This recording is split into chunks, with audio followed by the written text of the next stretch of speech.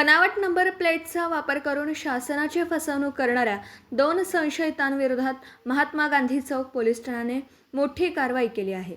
या कारवाईत सुमारे 10 रुपये किमतीचा आयशर टेम्पो व बनावट नंबर प्लेट जप्त करण्यात आली असून दोघांना ताब्यात घेण्यात आलं आहे.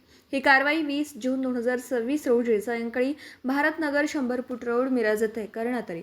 या प्रकरणी गुन्हा रजिस्टर क्रमांक 222/2026 अन्वये भारतीय न्याय संहिता कलम 318(2) व 3(5) अंतर्गत गुन्हा दाखल करण्यात आला. पोलिसांनी दिलेल्या माहितीनुसार पोलीस अधीक्षक तुषार दोशी, अपर पोलीस अधीक्षक कल्पना बारावकर आणि उपविभागीय पोलीस अधिकारी प्रणिल गिल्डा यांच्या मार्गदर्शनाखाली मालमत्तेविरोधातील गुन्ह्यांवर विशेष मोहीम सुरू आहे. त्यानुसार प्रभारी सहाय्यक पोलीस निरीक्षक संदीप शिंदे यांनी पोलिसांना गस्ती दरम्यान संशयास्पद वाहनांवर लक्ष ठेवण्याच्या सूचना दिल्या होत्या. दरम्यान police head constable Rahul Kshirsagar व पोलीस कॉन्स्टेबल अमोल तोडकर हे गस्त घालत असताना भारतनगर परिसरात संशयास्पद नंबर प्लेट असलेला आयशर टेम्पो दिसला.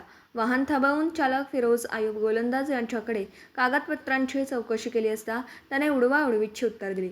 यानंतर पोलिसांनी ई-चालन प्रणालीद्वारे वाहनाची पडताळणी केली असता इंजिन व चॅसिस क्रमांकामध्ये तफावत आढळून आली. अधिक चौकशीत वाहन मालक आयुब शमशुद्दीन गोलंदाज याने वाहनाचा विमा, PUC, फिटनेस प्रमाणपत्र व रोड टॅक्सची मुदत संपल्याने शासनाचा महसूल बुडवण्याच्या उद्देशाने दुसऱ्या आयशर वाहनाची बनावट नंबर प्लेट लावल्याची कबुली दिल्याचं पोलिसांना सांगितलं. या प्रकरणी आयुब शमशुद्दीन गोलंदाज व फिरोज आयुब गोलंदाज राहणार भारतनगर 100 फूट रोड मरगुबाई मंदिराजवळ मिरज यांच्या विरोधात गुन्हा दाखल करण्यात आला असून त्यांना ताब्यात घेण्यात आलं आहे. पुढील तपास police head constable Rahul Kshirsagar करीत आहेत. सांगली जिल्हा पोलिसांनी नागरिकांना आवाहन केलं आहे की बनावट नंबर प्लेट, वाहनांची खोटी कागदपत्र किंवा शासनाची फसवणूक करणाऱ्या व्यक्तींची माहिती मिळाल्यास तात्काळ डायल 112 वर संपर्क साधून पोलिसांना माहिती द्यावी.